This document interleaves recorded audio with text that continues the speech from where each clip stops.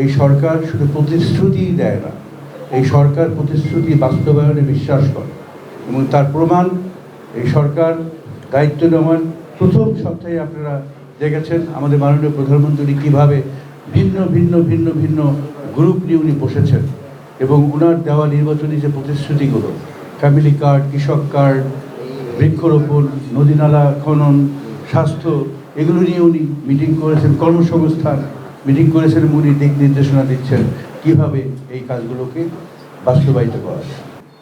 আমাদের রাজনীতি হওয়া উচিত জ্ঞানকেন্দ্রিক এবং উন্নয়ন ভিত্তিক।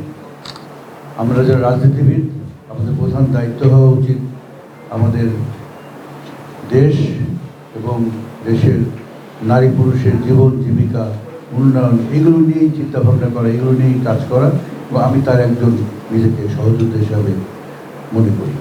স্বাস্থ্য যদি আমরা বলি, ইনশাল্লাহ আপনাদের সবার অংশগ্রহণের ভিত্তিতে আমরা চাই ঝালকাঠির প্রত্যেকটা ইউনিয়নে এবং ঝালকাঠি নলছিটি পৌরসভার প্রত্যেকটা ওয়ার্ডে একটি করে প্রাথমিক স্বাস্থ্যসেবা ইউনিট গঠন করা হবে।